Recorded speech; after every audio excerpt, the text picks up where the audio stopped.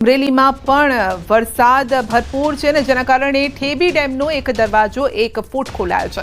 ઉપરવાસમાં વરસાદ વરસતા ડેમના દરવાજા ખોલાયા। ઠેબી ડેમનો એક દરવાજો 1 ફૂટ ખોલવામાં આવ્યો। 556 ક્યુસેક પાણી છોડવામાં આવ્યું છે। અમરેલી, ચાપાથડ, પ્રતાપરા સહિતના નીચાણવાળા ગામોને એલર્ટ કરવામાં આવ્યા છે। આજરોજ અમરેલી શહેરની નજીક આવેલ ઠેબી સિંચાઈ યોજના જે અમારી આવેલ છે તેમાં ઉપરવાસમાં અતિ ભારે વરસાદ થવાથી તેના કેચમેન્ટમાંથી જે પ્રવાહ અહીં પસાર ડેમમાં આવવાથી આજરોજ પોઈન્ટ એટલે કે 1 ફૂટ દરવાજો ખોલવામાં આવેલ છે, જેનો આઉટફ્લો 556 ક્યુસેક છે। તો આ તરફ કચ્છના માંડવીમાં વરસાદ બાદ પાણી વહી નીકળ્યા છે અને આજે સવારથી જ હળવા તેમજ ધોધમાર ઝાપટા વરસી રહ્યા છે। વરસાદ બાદ માંડવીના બજારમાં ભારે પાણી વહેવા લાગ્યું હતું। ગઈકાલે 2 ઇંચ જેટલો વરસાદ માંડવીમાં પણ નોંધાયો હતો। પંચમહાલના ઘોઘંબામાં પણ પૂર્વ વિસ્તારમાં હળવા ભારે વરસાદી ઝાપટા પડ્યા છે। વાતાવરણ પણ ખુશનુમા થઈ ગયું છે। મેઘરાજાએ કાંટુ, ગજાપુરા સહિતના ગામમાં ગાજવીજ અને ભારે પવન સાથે ધમાકેદાર એન્ટ્રી કરી છે। 2 દિવસના વિરામ બાદ મેઘરાજાનું આગમન થતાં વાતાવરણમાં ઠંડક પ્રસરી અને બફારાનું પ્રમાણ ઘટ્યું છે। જોકે પવનના કારણે મકાઈનો પાકવા આવેલો જે પાક હતો તે ખેતરમાં ઊભો પાક જમીદોસ્ત થઈ ગયો છે અને જેથી ખેડૂતોની ચિંતા વધી છે। આ તરફ અરવલ્લીના બાયડમાં પણ પાલિકાની પ્રી મોન્સૂન કામગીરી સામે સવાલ ઉભા થયા છે। લાખેશ્વરી વિસ્તારના રસ્તા પર પાણી ફરી વળ્યા। દર વર્ષની સમસ્યા યથાવત રહેતા લોકો પરેશાન। તો ગઈ રાત્રિએ પણ બાયડ પંથકમાં વરસ્યો હતો વરસાદ। વાહન ચાલકો અને રાહદારીઓ મુશ્કેલીમાં મુકાયા। તો પ્રી મોન્સૂન કામગીરી ગઈ પાણીમાં આ દ્રશ્યો જોઈ લો। લાખેશ્વરી વિસ્તારના રસ્તા પર પાણી ફરી વળ્યા છે। તો વાહન ચાલકો, રાહદારીઓને મુશ્કેલીનો સામનો કરવો પડે છે। સવાલ એ છે કે ચોમાસા પહેલા કેમ આ પ્રકારની કામગીરી, સફાઈ અભિયાન કેમ નથી કરવામાં આવતું? તો જૂનાગઢના કેશોદ પંથકમાં જળબંબાકાર અનરાધાર વરસાદથી તારાજીના દ્રશ્યો। ઓજત નદીના પાળા તૂટી ગયા અને ખેતરો બેટમાં ફેરવાયા। બામણસા ઘેડમાં ગઈકાલે પડ્યો હતો મુશળધાર વરસાદ। મગફળીના પાકને ભારોભાર નુકસાન છે। મગફળીના પાકને નુકસાન જતાં ખેડૂતોની મુશ્કેલી વધી છે, કારણ કે આ નુકસાન એ સિઝનનું નુકસાન છે। જૂનાગઢ જિલ્લામાં ગઈકાલે મેઘરાજાએ મેઘતાંડવ મચાવ્યું હતું અને અનેક ગામો છે તે બેટમાં ફેરવાયા છે। ત્યારે બામણાસા ઘેડ ગામની જે સ્થિતિ છે જોઈ શકો છો કે અહીંયા મગફળીના પાકમાં સદંતર પાણી જ પાણી છે અને પાક નિષ્ફળ ગયું છે। જે રીતે દ્રશ્યો જોઈ શકો છો કે જ્યાં જુઓ ત્યાં પાણી જ પાણી છે ને જેના કારણે ખેડૂતો પણ મુશ્કેલીમાં મુકાયા છે। આ ગામની અંદર ગઈકાલે જે 5 થી 6 જેટલા જે નદીના પાળા છે ઓજત નદીના તે તૂટ્યા હતા અને તેના કારણે પાણી છે તે ગામમાં ભરાઈ ગયા હતા। બીજી તરફના પણ જે દ્રશ્યો છે કે આ બાજુ પણ મગફળીનો પાક છે, ઢોર માટેની જે નીણ છે, આ તમામ છે તે નિષ્ફળ ગયું છે।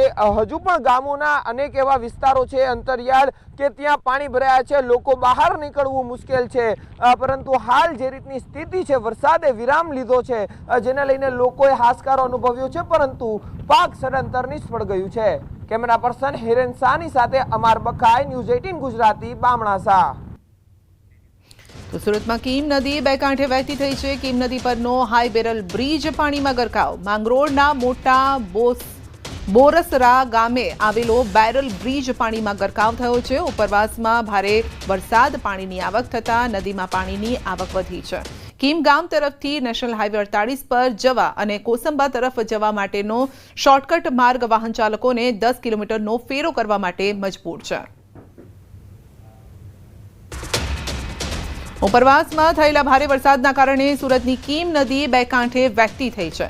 હવામાન વિભાગે આગામી 5 દિવસ સુધી ભારેથી અતિ ભારે વરસાદની આગાહી કરી છે। માંગરોળના મોટા બોરસરા ગામે કીમ નદી પર બનાવેલ બેરલ કોઝવે પાણીમાં ડૂબી ગયો અને સિઝનમાં 5મી વખત ઓવરફ્લો થયો છે। કીમ નદી પસાર થાય છે।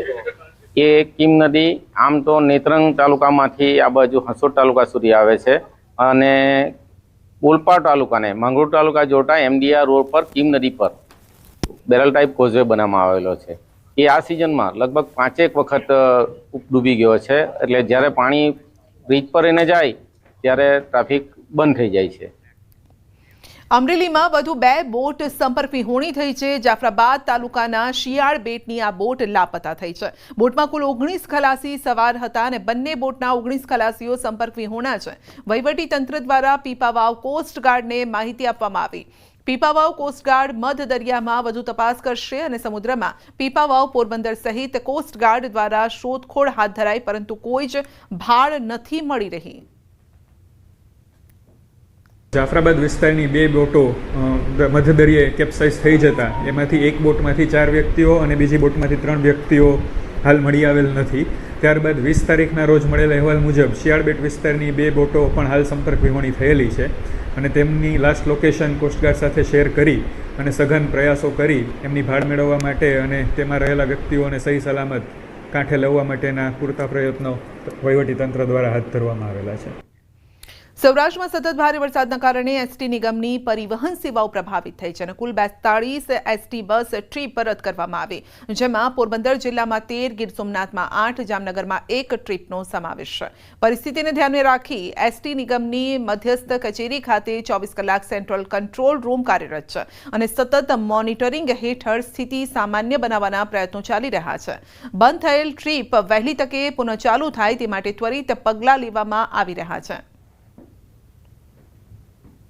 સૌરાષ્ટ્રમાં ખાસ કરીને પોરબંદર જિલ્લામાં, જૂનાગઢ જિલ્લામાં અને ગીર સોમનાથ જિલ્લામાં તથા જામનગર જિલ્લામાં અમુક ટ્રીપો ડિસ્ટર્બ થઈ છે।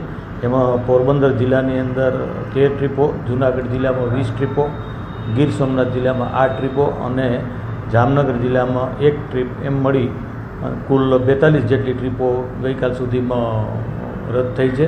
છેલ્લા 2 દિવસથી જે વરસાદ ચાલી રહ્યો છે તે દરમિયાન સૌરાષ્ટ્રના કોઈ પણ જિલ્લાની અંદર એસટી નિગમમાં કોઈ નુકસાની કે જાનહાનિ થયેલ નથી।